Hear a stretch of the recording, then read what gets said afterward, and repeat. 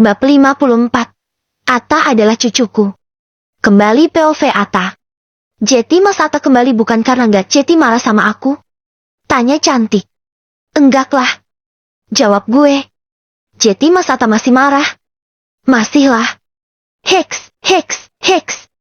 Si cantik kembali terisak. Udah. Enggak usah nangis. Elo kan lagi hamil. Jeti nggak boleh sedih. Gue ulurkan tangan buat menghapus air matanya si cantik. Habisnya Mas Atta masih marah. Lirihnya. Ya udah, gue nggak Jeti marah. Tetep, gue kembali ke mode nggak tegaan. Yang bener. Iya. Kalau udah nggak marah, senyum dulu dong. Pinta si cantik. Malas. Tuh kan, berarti masih marah. Lenyek si cantik. Iya, gue akan senyum. Nih. Gue memperlihatkan senyum Pepsodent ke arah si cantik. Dia pun seketika tampak lega. Yuk, ajak gue. Yuk kemana? Ke Duyu, kita kikuk-kikuk di sana. Hah? Si cantik terkejut. Ya anterin gue pulang lah. Mau kemana lagi? Jelas gue. Oh, kirain mau beneran ngajakin aku kikuk-kikuk. Si cantik garuk-garuk kepalanya. Mana kunci mobil lo? Pinta gue. Ini, Mas. Si cantik langsung menyerahkannya. Setelah itu, kita pun berjalan ke arah mobilnya yang terparkir di depan butik. Gue bukain pintu buat dia. Dia pun masuk. Setelah itu, baru giliran gue yang masuk ke dalam. Duduk di kursi kemudi. Mobil pun mulai berjalan. Mengarah ke alamat rumah gue. Mas. Panggilnya di tengah-tengah perjalanan kami. Apa? Gue sedikit ketus. Kan, gue sebenarnya masih sedikit marah. Maaf ya, Mas. Lirihnya. Dan gue nggak menimpali. Aku tuh nggak bermaksud menghina Mas Atta. Tadi maksudku, aku tuh pingin beliin Mas Atta jas yang bagus. Aku pikir Mas Atta akan suka. Tapi ternyata, ucapannya terhenti. Lo nggak perlu beliin gue. Sahut gue. Kalau lo pingin penampilan gue bagus, oke gue akan pakai jas yang rapi di pesta perusahaan lo nanti. Tapi gue akan beli sendiri. Ya walaupun gak akan semahal jas yang ada di butik langganan lo tadi. Gue gak suka dibeliin apapun sama cewek. Kesannya harga diri gue kayak direndahin banget. Gumam gue sembari terus menyetir. Enggak perlu, Mas. Sahutnya. Enggak perlu gimana. Setelah aku pikir-pikir, Mas Atta gak perlu berpenampilan kayak gitu. Mas Atta cukup jeti diri sendiri aja nggak apa-apa. Mas Atta ke persa nanti nggak perlu pakai jas. Mas Atta boleh kok pakai kaos partai kayak gini. Atau boleh pakai baju biasa. Atau kalau perlu, Mas Atta tel 4NJ 4 nanogram juga nggak apa-apa. Aku nggak masalah. THT. Gue hampir ketawa. Mana ada ke pesta malah T3 lanjang. Celetuk gue. Kalik aja Mas Atta pingin telanjang 4 nanogram. Lo pikir gue Tarzan? Celetuk gue sambil tertawa. Dia pun ikutan tertawa.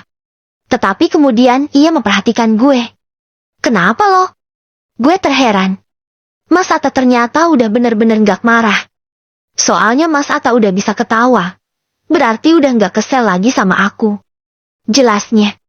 Mana bisa gue terus-terusan marah sama istri gue sendiri. Hah? Si cantik terkejut. Bangke. Gue keceplosan. Batin gue. Kok, barusan Mas Atta menyebut aku istri? Tanyanya. Siapa juga yang bilang istri? Lo budek ya? Seperti biasa, gue berusaha mengelak. Enggak, Mas. Aku nggak budek. Jelas-jelas barusan aku dengar, Mas Atta nyebut aku istri.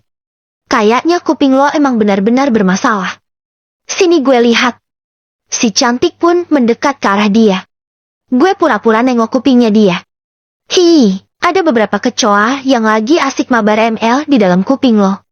Bohong gue. Serius, Mas? Iya. Ikut mabar ah. Klek. Gue menelan ludah.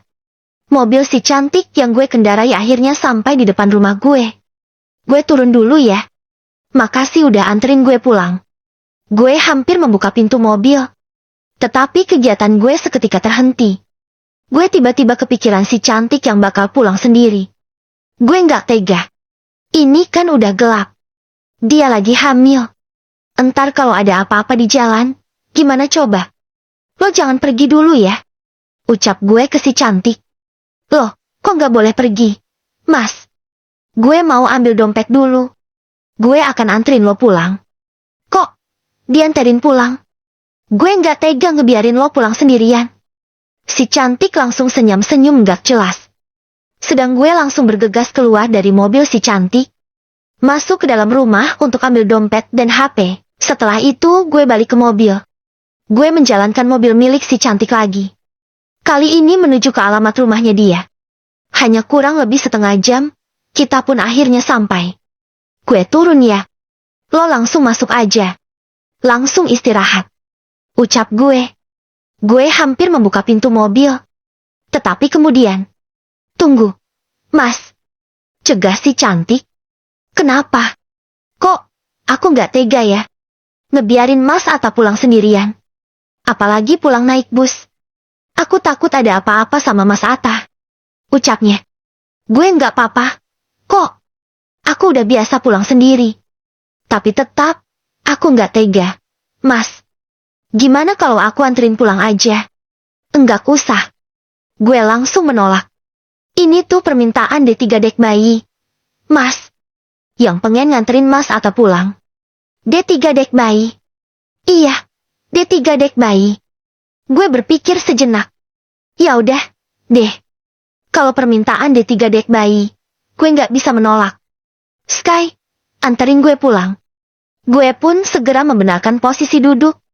Memasang kembali seatbelt yang tadi sempat gue lepas.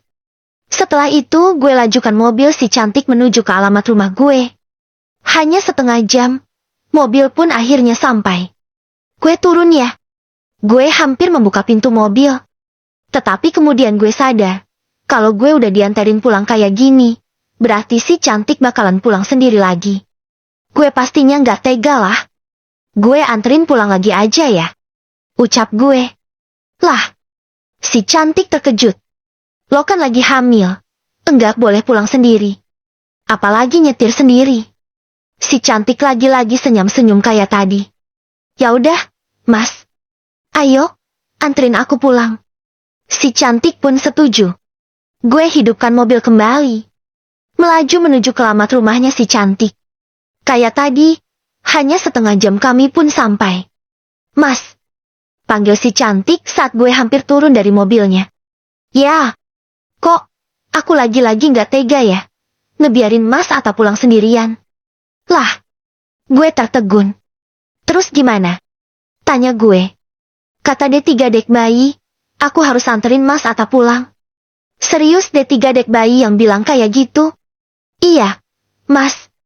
Ya udahlah kalau D3 dek bayi yang bilang, aku nggak bisa nolak. Sip. Ayo, Mas. Dijalanin lagi mobilnya. Tita si cantik. Oke. Kita pun sama-sama kembali ke alamat rumah gue. Sesampainya di sana, hal yang sama terulang lagi. Gue anterin si cantik pulang. Dan setelah sampai, si cantik nggak tega ngebiarin gue pulang sendiri. Akhirnya dia balik nganterin gue pulang. Hal kayak gitu pun terus berlanjut sampai Upin Ipin gede. Masuk SD, SMP, SMA, lalu kuliah, kerja, dan akhirnya menikah. Atuk pun meninggal. Sedang Kak Ros tetap melajang sampai tua. Akhirnya tamat. Asli, nggak jelas banget nih. Cerita. Maaf ya, Pren. Habisnya otornya ngetik sambil minum kawa-kawa sejerigen. Hari berikutnya. Gue sibuk bermain game sambil duduk bersantai di bangku gue. Seperti biasa, kalau udah agak siang, gue udah bisa nyantai. Soalnya udah nggak ada jam pelajaran olahraga. Jadi gue udah nggak perlu ngajar. Tapi gue juga belum boleh pulang. Akhirnya daripada gabut, ya mending gue nge-game aja lah. Toh, juga nggak ada yang berani ngelarang. Tap, tap, tap. Terdengar suara langkah kaki mendekat.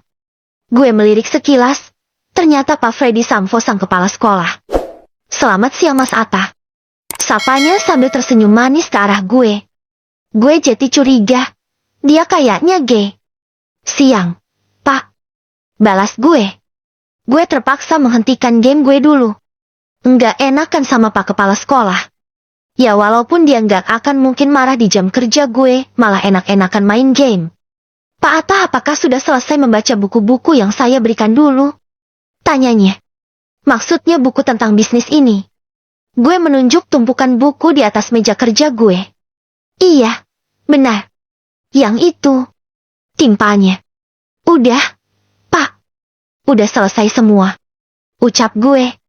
Gue emang udah selesai membaca buku-buku tersebut. Walaupun awalnya begitu asing, tapi lama-kelamaan asik juga mempelajari tentang bisnis. Kalau begitu, saya akan tes Pak Atta ya. Saya akan memberikan soal-soal tentang apa yang ada di buku itu. Hah? Tes? Gue terkejut. Iya. Saya akan mengetes Pak Atta. Kan, waktu itu saya sudah bilang, setelah Pak Atta membacanya, saya akan memberikan soal kepada Pak Atta. Ya udahlah. Terserah. Gue akhirnya pasrah. Pak Freddy Sampo mengambil salah satu buku bisnis yang tergeletak di meja gue. Dia membukanya. Lalu mulai memberikan gue pertanyaan. Soal yang pertama.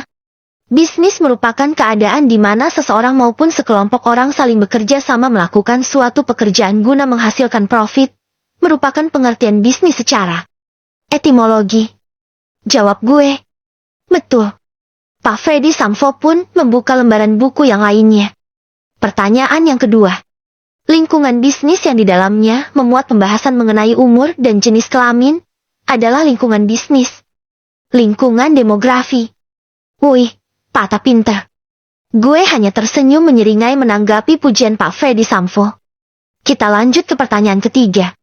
Metode analisis yang cocok digunakan untuk menganalisis suatu usaha, yaitu metode SWOT. Sempurna. Pak Atta rupanya sudah benar-benar mempelajari tentang ilmu bisnis. Saya akan segera melaporkannya ke Tuan Sugiono. Tuan Sugiono? Siapa dia? Namanya kok kayak pemain beket? Tanya gue. Anu. Dia itu. Pak Freddy Sampo tampak terbatam mendengar pertanyaan gue. Bukan siapa-siapa kok, Pak. Ucapnya. Dia kayaknya sengaja mengelak. Dia. Handphonenya tiba-tiba bergetar. Kayaknya ada telepon masuk. Halo Pak Sugiono. Dia segera menerimanya. Sudah, Pak. Saya sudah memberikan dia pertanyaan. Dia sudah menjawabnya dengan benar. Dia sudah sangat menguasainya. Apa? Pak Sugiono sudah ada di depan sekolah. Baik, Pak. Saya akan segera ke sana. Saya akan. Ucapnya sambil melangkah pergi. Jeti suaranya. Semakin lama semakin enggak kedengaran. Tapi kayaknya dia lagi ngomongin gue. Dia benar-benar mencurigakan. Gue pun enggak mau mati penasaran. Gue diam-diam ikuti dia. Bukankah katanya, dia mau menemui orang yang bernama kayak bintang beket tadi. Pasti orang itulah yang ngasih perintah biar gue mempelajari ilmu tentang bisnis. Asli, gue penasaran banget apa maksud tujuan dia. Pak Freddy Sampo menuju ke arah belakang. Ia berjalan melewati area yang begitu sepi oleh para murid-murid. Ia berjalan melewati semak-semak, jalan bebatuan dan berlumpur, lalu jalan yang penuh dengan duri tajam. Ia juga bertemu dengan jalan buntu. Ia kebingungan. Ia kemudian membuka map di HP-nya.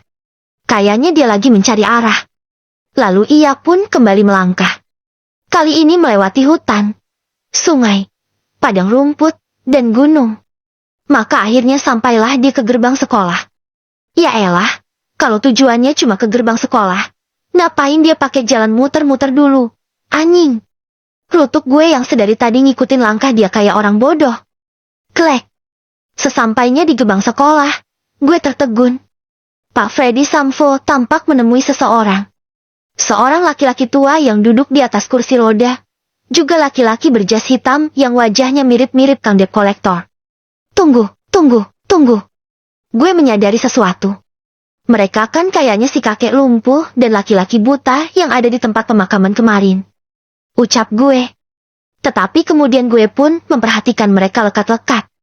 Sambil sembunyi di balik tembok gerbang sekolah. Selamat siang, Pak. Sapa Pak Freddy Sampo kepada si kakek tua. Dia terlihat hormat banget sama kakek tersebut.